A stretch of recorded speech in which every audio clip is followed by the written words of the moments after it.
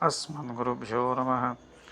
लक्ष्मीनाथसमारम्भां नाथयामुनमध्यमाम् अस्मदाचार्यपर्यन्तं वन्दे गुरुपरम्परं। वसुदेवसुतं देवं कंसचाणूरमर्दनं देवकी परमानन्दं कृष्णं వందే జగద్గురుం.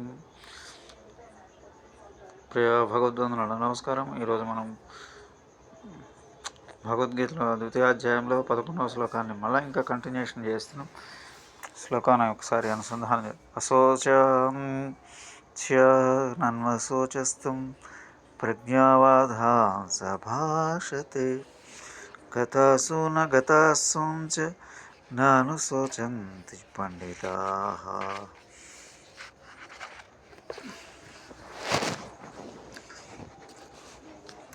భగవానుడు పలుకుతున్నాడు, తమ నీవు అశోచ్యం ఎవరి కొరకు శోకింప అవసరం లేదు.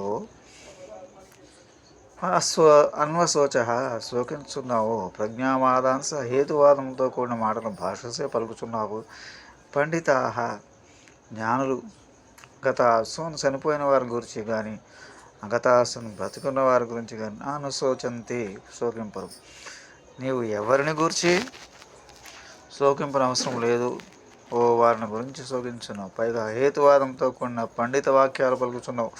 జ్ఞానులకు వారిని చనిపోయిన వారి గురించి కానీ జీవించిన వారి గురించి కానీ శోకించరు. ఈ పవిత్రమైన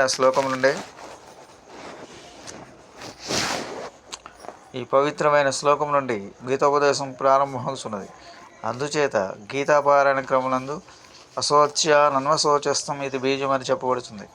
మిక్కిలి సూక్ష్మమైన విత్తనములో నుండి విశాలముగా మహావృక్షములో భాసముల రీతిగా గీతోపదేశం అంతకును ఈ శ్లోకం బీజరూపమైంది. శ్లోకమోహములు పోగొట్టే గీతాశాస్త్ర ప్రయోజనం దానికి ఈ శ్లోకం బీజరూపమై భాషలుచున్నది.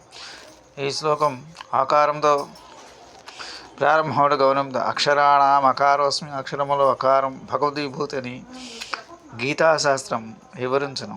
గీత అధ్యాయం 10వ అధ్యాయంలో 33వ శ్లోకం. గీతాశాస్త్రంలో మొదటి అధ్యాయం నందు గల 47 శ్లోకములు, 2వ అధ్యాయం నందు గల సాంఖ్యయోగం నందు ప్రారంభం 10 శ్లోకములు అనగా మొత్తం 47 + 10 57 శ్లోకములు గీతాశాస్త్రం పూర్వపీఠిక అని చెప్పవచ్చు. చివరి అధ్యాయములకు మోక్ష సన్యాసయోగంలోని 66వ శ్లోకంతో గీతోపదేశం ముగుస్తుంది. ఇక 67 శ్లోకం నుండి 78 శ్లోకం వరకు గీతాశాస్త్రమును ఉత్తర పీఠికగా చెప్పవచ్చు. అర్జునుని దుఃఖ కారణం అజ్ఞానమే ఉన్నది. కర్తవ్య కర్మానుష్ఠానం మరిచి యుద్ధము చేసినచో బంధుక్షయం అగుననియు వంశములు నశించుననియు యుద్ధము పాపహేతుమనియు పలుకుచు విలుపించుట అజ్ఞానమే కదా. మమకారం అహంకారం అజ్ఞానములకు హేతువులు. అజ్ఞానమును అంధకారం పోగొట్టుకే జ్ఞానం అను జ్యోతిని వెలిగించవను. కావుననే పార్థసారథి ఉపదేశ ప్రారంభంలోనే జ్ఞానమును ప్రబోధించున్నాడు. అర్జునుని పలుకులనియు ప్రజ్ఞావాదంతో మాత్రమని ఖండించబడినవి. యథార్థముగా మరుగుపరిచిన బుద్ధి కుశలతలతోనూ కేవలం హేతువాదములతో చెప్పబడు వివేకశూన్యములకు భాషణములే ప్రజ్ఞావాదములు అనబడు. ప్రజ్ఞావాదములు పండిత వాక్యములు కాజాలు. పండ అనగా తత్వ నిర్ణయం బుద్ధి అని అర్థం. ఇట్టి బుద్ధి గలవాడే పండితుడని అర్థం. పండితుని ఎన్నడూ శోకించుడు. శోకం అజ్ఞాన లక్షణం. మమకారం సంజనితం. శోకించువాడు మూర్ఖుడే కానీ అజ్ఞాని కాడు. జ్ఞాని వాస్తవంగా పండితుడు. చనిపోయిన వారి గురించి కానీ బ్రతికున్న వారి గురించి కానీ జ్ఞాని పండితుడు దుఃఖించడం. శరీరముల అనివార్యం నశించను ననియను తదర్గతముగా ఆత్మ నశించదనయు జ్ఞానం. జ్ఞాని పండితుడు గ్రహించిన వాడు గురిచే అతనికి శోకము లేదు. పాదుడు జ్ఞానవలే నటించు భాషించున్న వాడే కానీ అతనిలో ఆత్మజ్ఞానం లేదు. కావున భగవానుడు శోకమోకములను మోహములను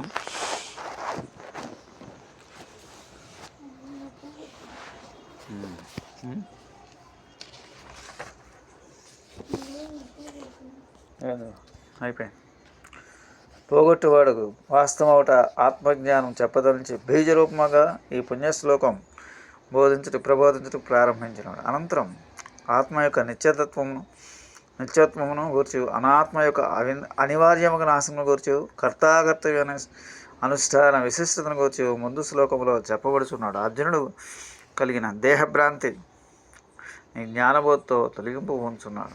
ప్రపంచమునందున మానవులందరికీ దేహాత్మ భ్రాంతి చేతనే మోహం శోకములకు గురి అవుతున్నారు.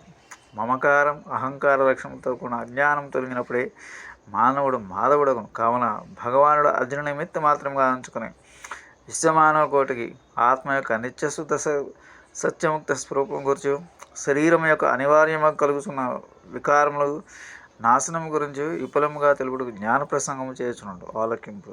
స్వస్తి. జయ శ్రీరామ్.